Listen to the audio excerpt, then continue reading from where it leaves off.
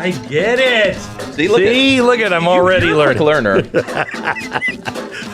We're just talking about Jonathan Isaac, who is in studio later in the podcast today from the Orlando Magic. What a nice guy. Really nice guy. And then Stu is challenging my knowledge of sports. And not just one sport, all sports. You know? He was like, hey, tell me about the WNBA. And I said, I'm from Seattle. I'm from the West Coast. I know that's that's the Western division of the NBA. And anyway, he's on today's program and so much more. We talk about the Durham trial, kind of have a real big warning on what's coming this fall. We also talk about what we're doing tonight on television. There is a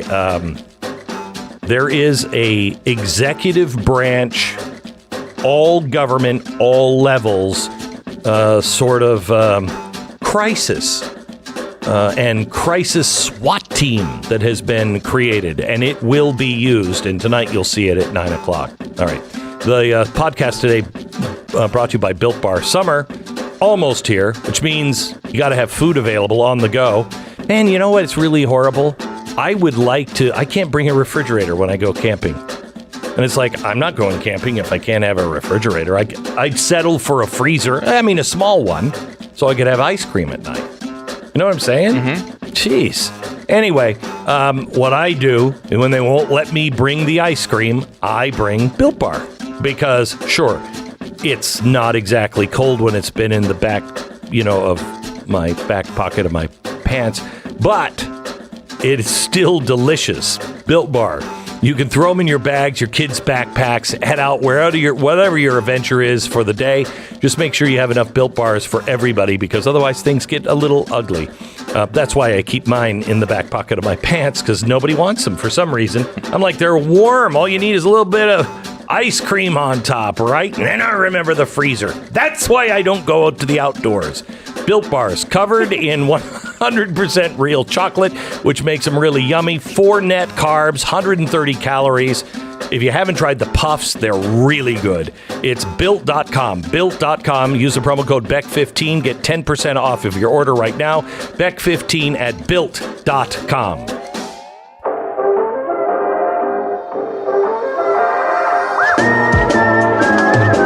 You're listening to the best of the Glenn Beck program.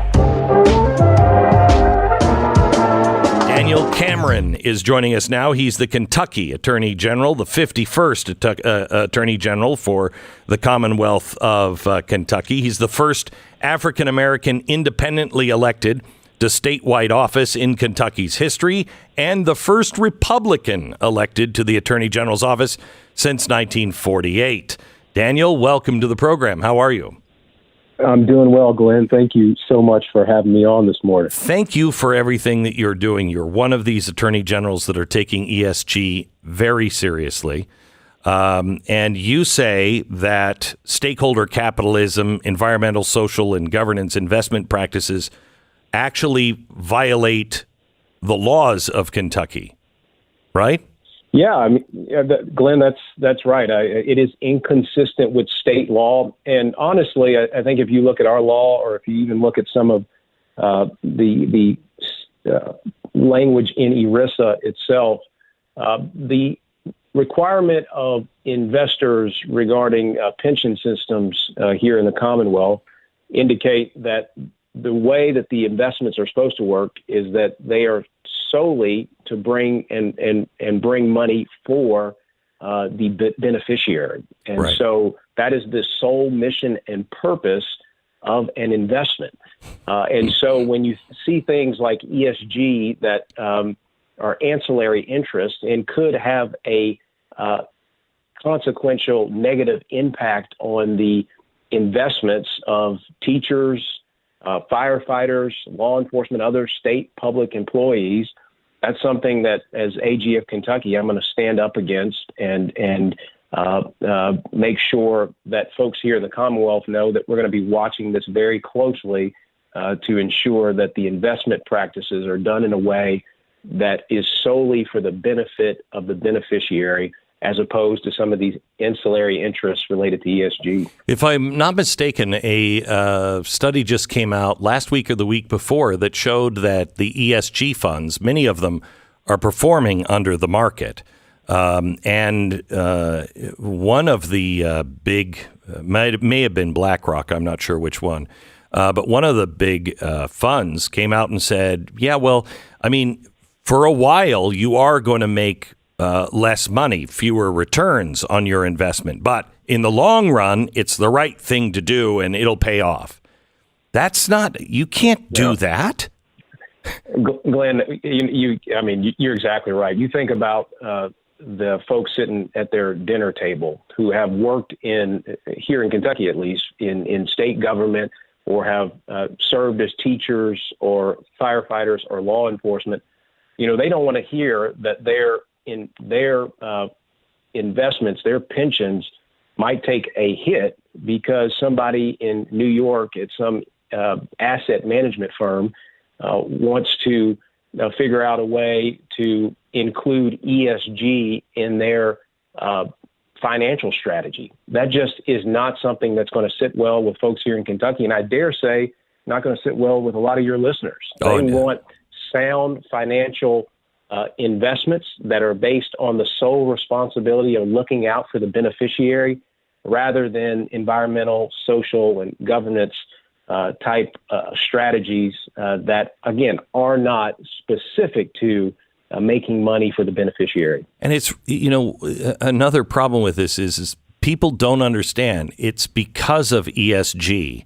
We're having these gasoline prices. We're having the fuel shortages because the ESG investors are taking our state funds, every union that has the funds, the pension funds, that all is going into investment. Most of it is going to places like BlackRock, and they won't invest in coal or petrochemicals. Well, when you run out of money, you run out of gas and fuel. Yeah, that's right. I mean, I've talked to a lot of fossil fuels, natural gas, and coal companies that say that on the open market, it's hard for them to find financing. Right. And it's because these index funds or these asset managers are using other people's money. I mean, let's call it what it is. They're not using their own money. They're using other people's money. They're using retirees' money. They're using folks that have been working in state government and state systems, again, teachers, law enforcement. They're using their money to make these decisions. And, your listeners and folks here at home don't necessarily know this. And so one of the reasons we wanted to issue this opinion, and we were asked to issue this opinion, is to put a spotlight on it so that, look, this is, whether it's in this context or other contexts, the more information people have, the better decisions and informed decisions they can make in terms of where their money is going, how it's being spent. You're seeing this in so many different contexts and so many different industries. And that's why I'm obviously honored to be on with you this morning to talk about this, because I think as patriots, as men and women who get up and work every day and want to see a better future for themselves and their children, they don't want their money going to some of these ideas or strategies that are not aligned with their own values. And so that's also another reason that we decided to issue this opinion. You stated in this opinion, investment management firms have publicly committed to coordinating joint action for ESG purposes, such as reducing climate change. For example, the steering committee at the Glasgow Alliance for Net Zero states quote, the systematic change needed to alter the planet's climate trajectory can only happen if the entire financial system makes ambitious commitments and operationalizes those commitments with near-term action. Nobody voted for this. And Glenn, it's to your point earlier, right? As domestic production of gas and oil goes down, our prices at the pump are going up. And so the challenge that we are seeing is that this is hurting the pocketbooks of the working men and women of this country. And again, we, as you all often talk about, have got to stand up and be willing to push back against these notions that are out of line with the majority of the values of the men, women, children across America. Okay, so what are you doing as Attorney General? You say you were asked to release this. Who asked you to do that? So our state treasurer, Allison Ball, asked us because she had concerns as well about Good for her. Yes, absolutely. How is our process here in Kentucky? Are we to be single-minded in making sure that the beneficiaries, that their money or the money that they put into the system, that the investments themselves mirror or make sure that those dollars can be maximized as Right. opposed to taking some sort of hit because of these ESG goals. So she asked us to look into this. Obviously, as it relates to any single investment, that's a fact-intensive inquiry. So if we are, asked to conduct any sort of investigation, we'd have to, take a fine-tooth comb, if you will, and look through that analysis. But we wanted to put a marker down. We wanted to put a flag in the sand to say this cannot be a process that is jeopardized in Kentucky when it comes to making money for our beneficiaries. That process cannot be jeopardized by these ESG approaches. So the three biggest firms that are involved have, trillions of dollars. They most likely have some Kentucky money in it. Are you going after those? Are you taking those out or looking? Is she looking at individual firms that are ESG based? Yeah. So we wanted to empower our pension boards, if you will, our trustees, to have this information so that they can make wise decisions moving forward on what our investments look like, and to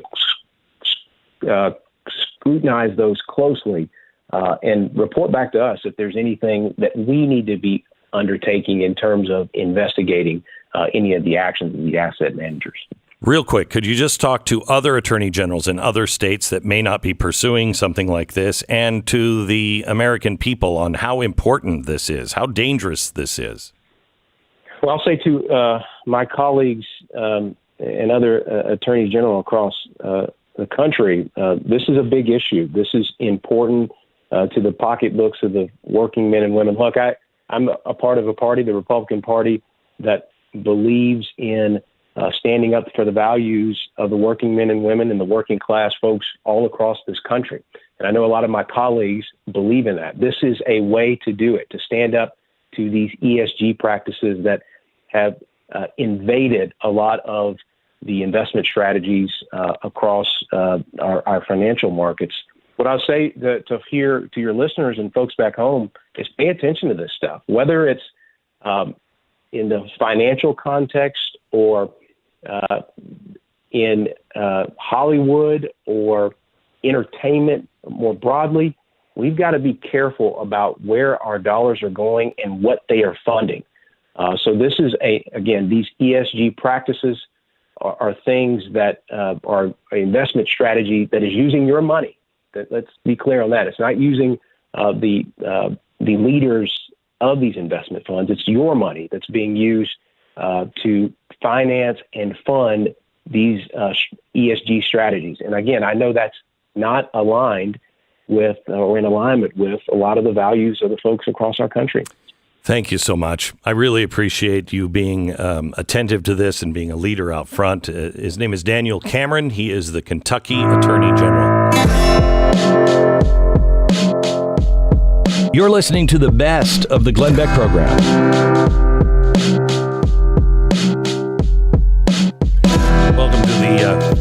Welcome to the Glenn Beck program.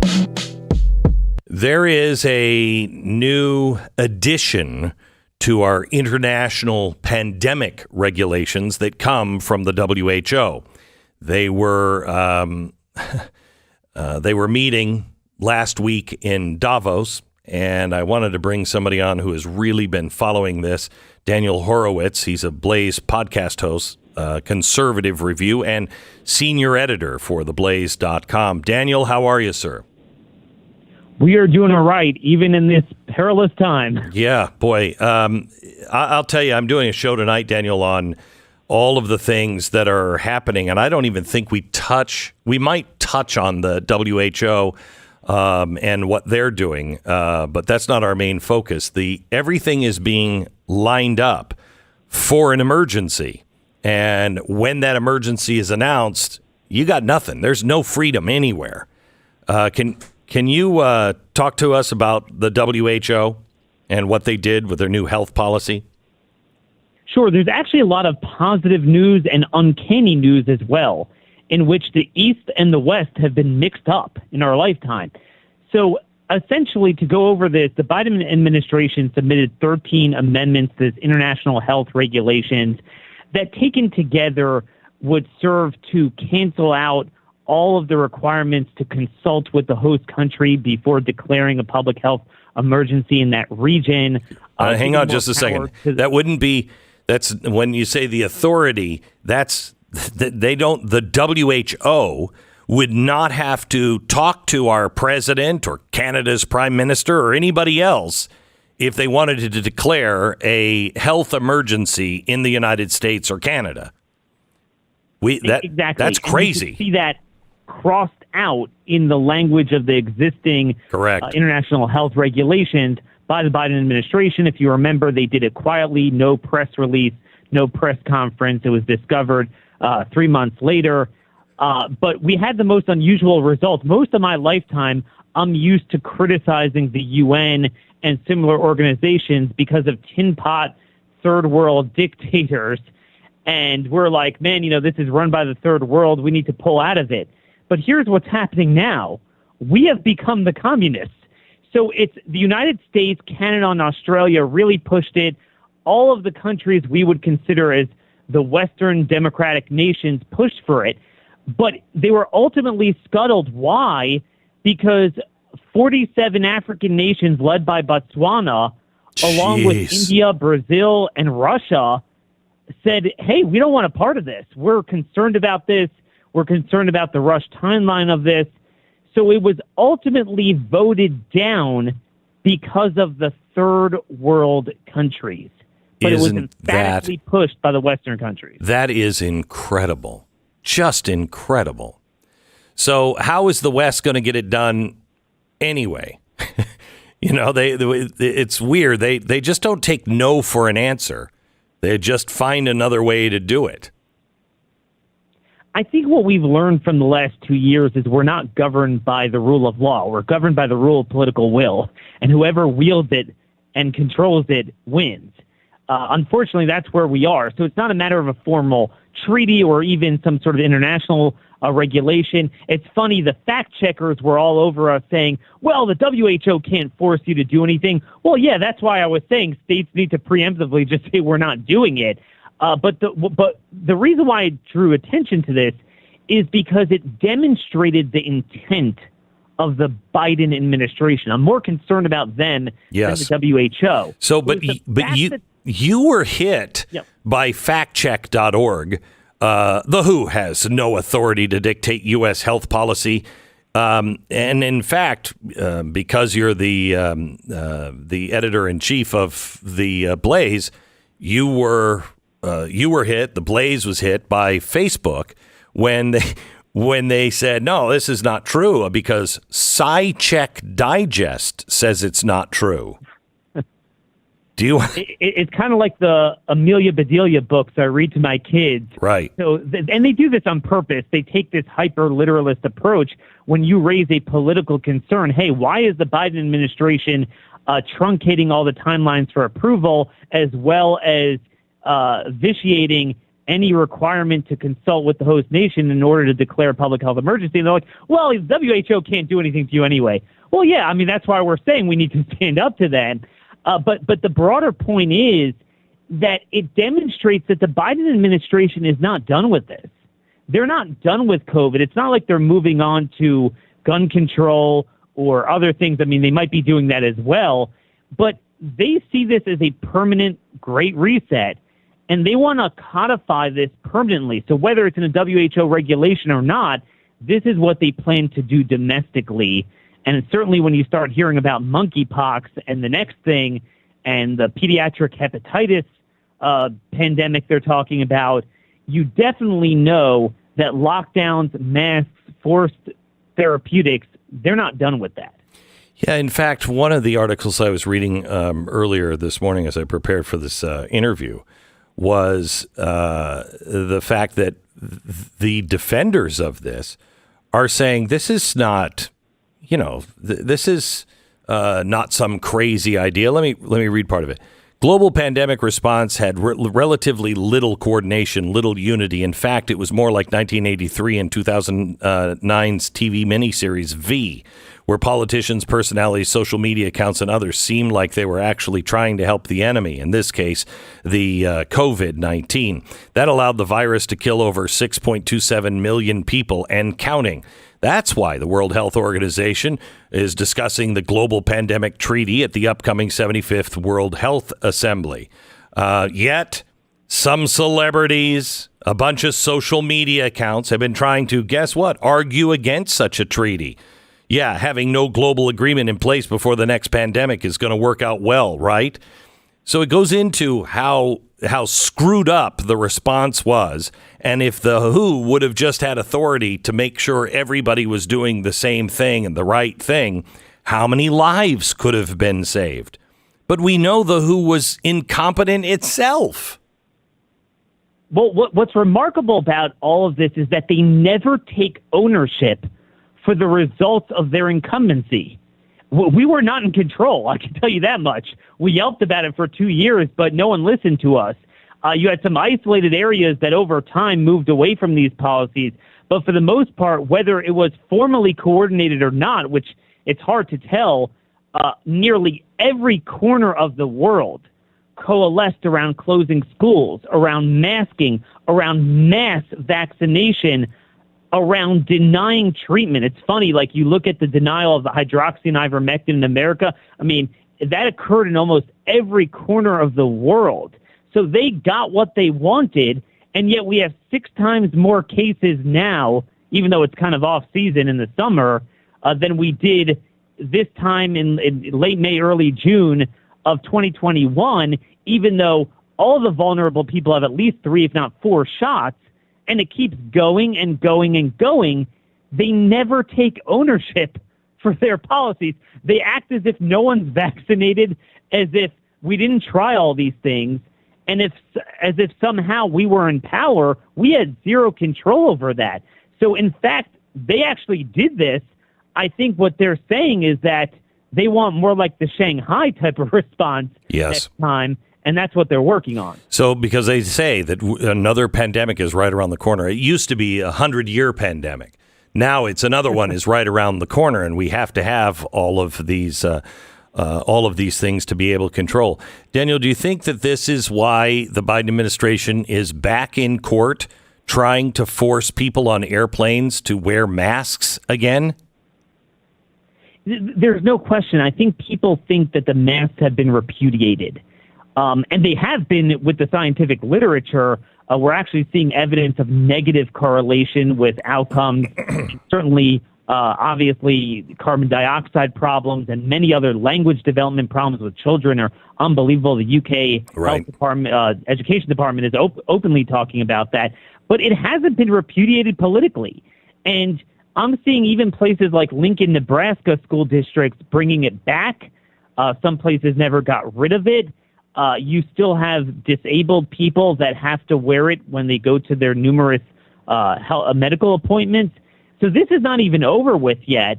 They absolutely want to continue it. And I think it's funny when you look at Justin Trudeau. He announced his new gun control measure this week. They were all standing around wearing masks while announcing that. I think it's a very powerful tool of control and submission. They absolutely do not want to let go. And there's very few states so far that have banned them. A few of them have. New Hampshire legislature did, but the Rhino governor just vetoed it.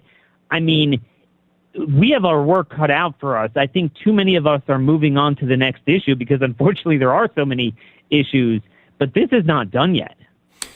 The senior editor for theblaze.com and host of the Conservative Review podcast, Daniel Horowitz. Daniel, thank you as always.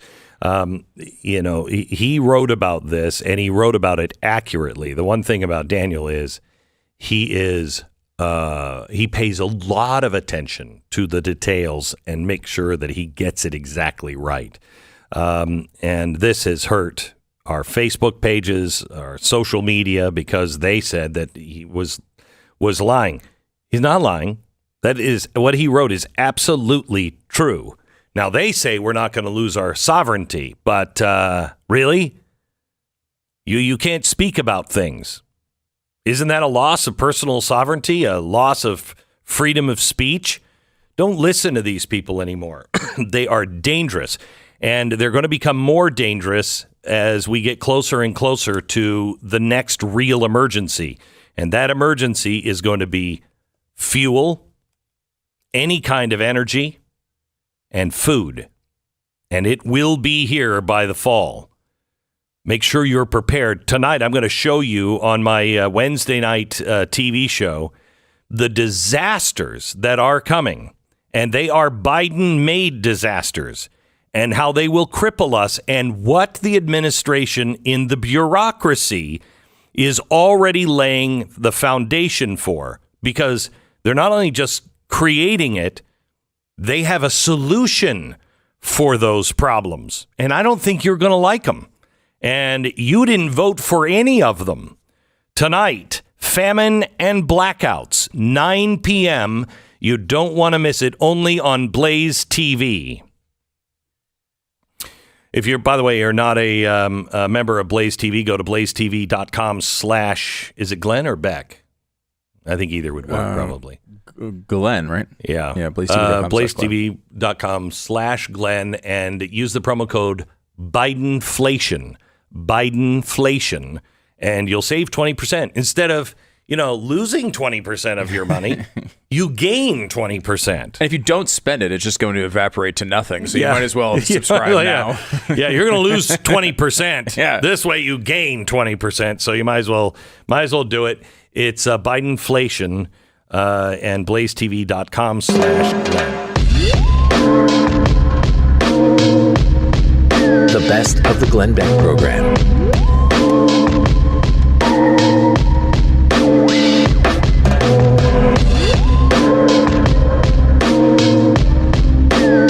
This is the Glenn Beck program. Finally, a sports figure both Stu and I can agree on. From the Orlando Magic, we have Jonathan Isaac, a great player. Stu knows everything about him. I have no idea, but I do know I know you because you are the guy who took 2 stands when it was really not in your best interest to do so. So welcome. I'm glad you're here. Glenn, thank you so much for having me, Stu. I'm excited to talk with you guys. Thank you. So you've just put out the book, Why I Stand, and take me through the first stand, which was the flag, right? Yes, sir. Everybody was kneeling, taking a knee for the flag, and you refused to do it.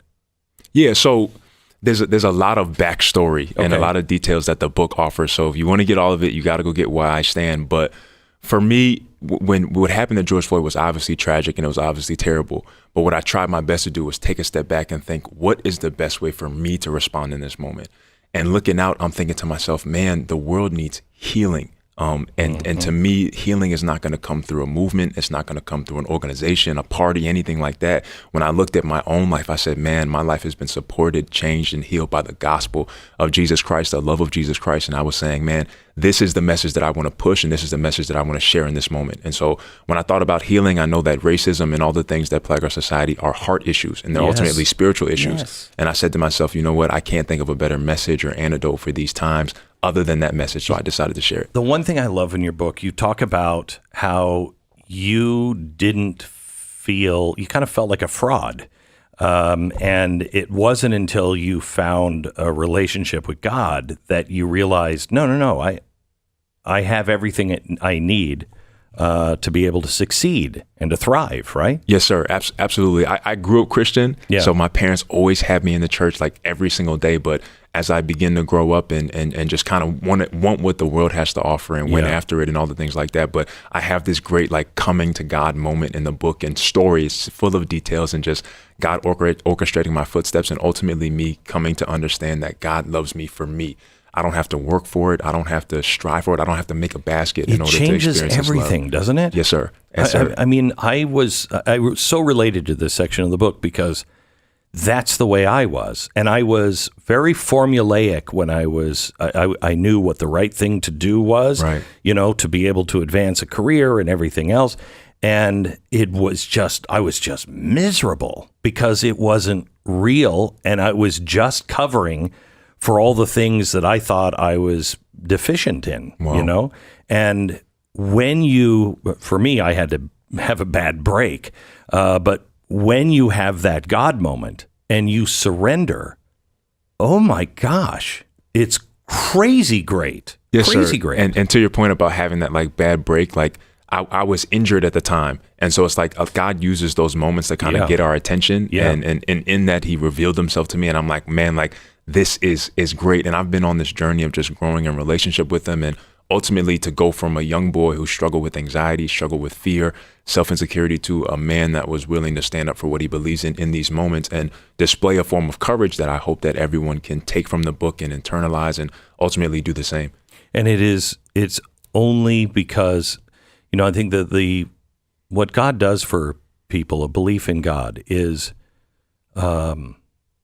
give you the confidence that you need, and not an arrogant confidence, but give you the confidence to be able to go in on the basketball court and know, I got this, go anywhere, I got this, and then go into the lion's den and say, yeah, okay, I'm not going to kneel. I'm not going to wear the Black Lives Matter jersey either. Yes, sir. And to your point about what God does, the message that I was trying to get across in the moment is when you have these times like George Floyd or any tragedy or anything like that, what's so easy for us to do is immediately take the role of the judge and say, this person is awful, they did this, throw them away, they're terrible. But what I have seen in my own life is when I was able to look at my own sin, my own shortcomings, my own failures, I was able to sympathize with people who go through the same thing.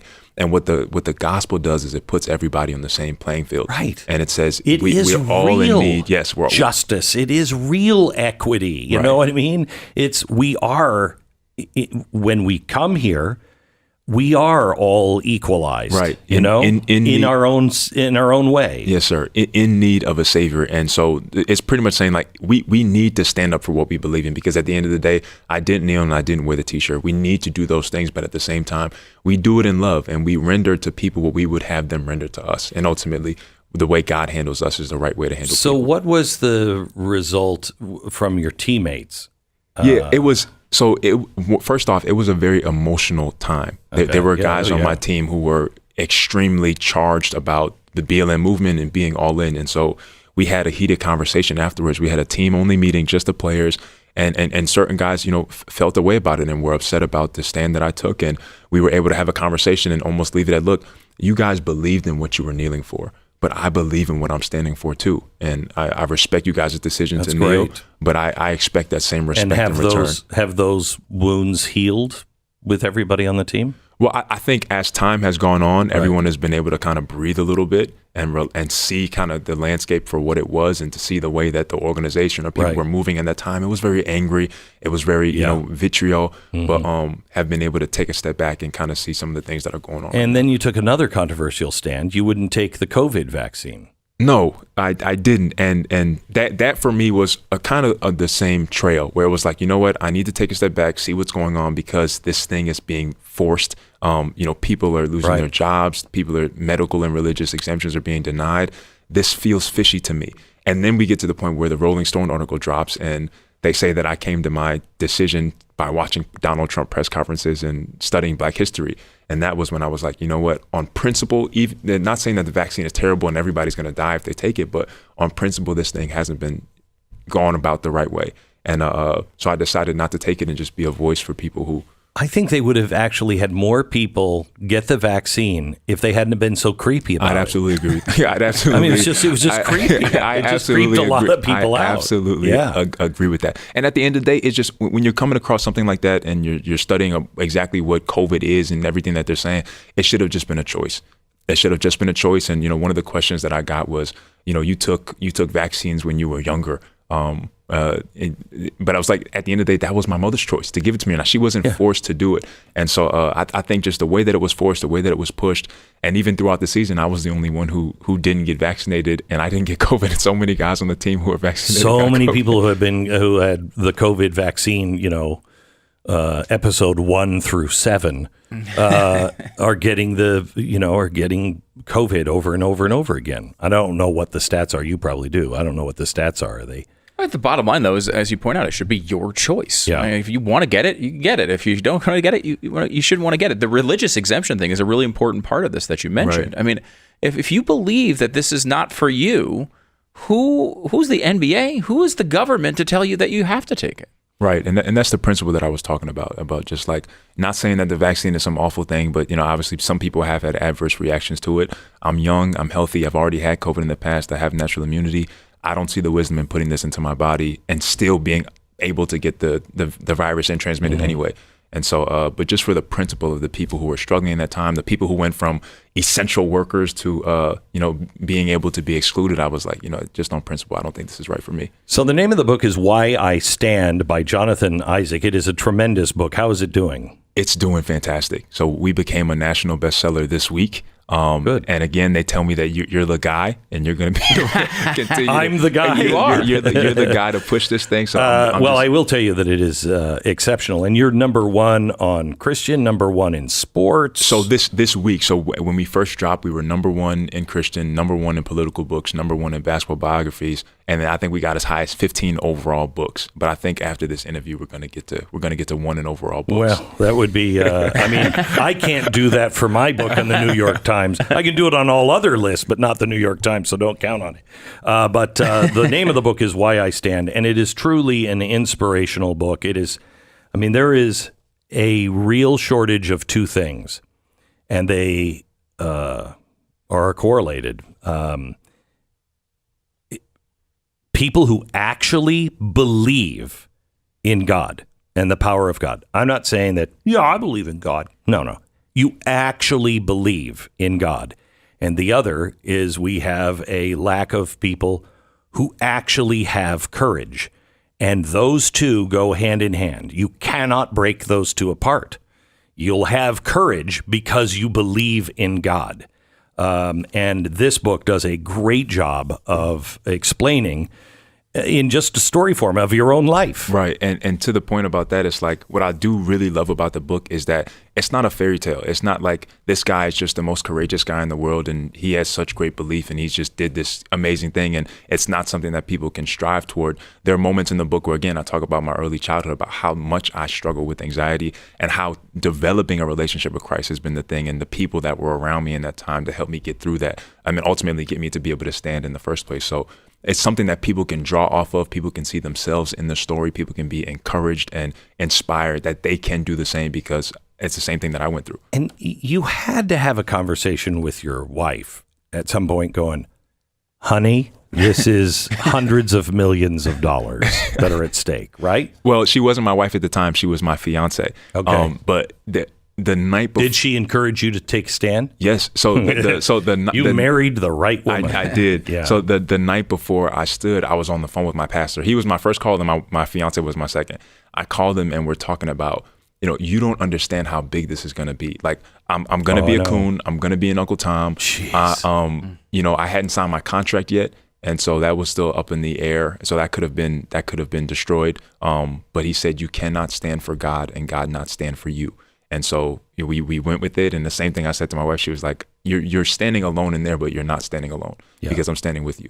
And so there are many people who have been encouraged by it, many Christians who are standing, and many people who just believe the message that ultimately the love of God is what heals, and being able to show the love of God in these moments, still standing for what you believe in, but rendering unto others the way that you would want to be. You would want to. So if you did something that was wrong and it was caught on tape, you would want mercy. You would want forgiveness. You would want people to handle you in a certain way. So we have to be the ones that understand from a Christian perspective and want to show that same love and grace to other people. You get it. You're fantastic. To God be all the glory. Yeah. To God and be I'm not just saying that because you just signed an $80 million contract and I'd like a loan, but his name is Jonathan Isaac. He is with the Orlando Magic. Why I Stand. It's tremendous. Buy it wherever you get your books. Go to Amazon or wherever you buy your books. Now, Why I Stand. Thank you, sir. Thank you. God bless you.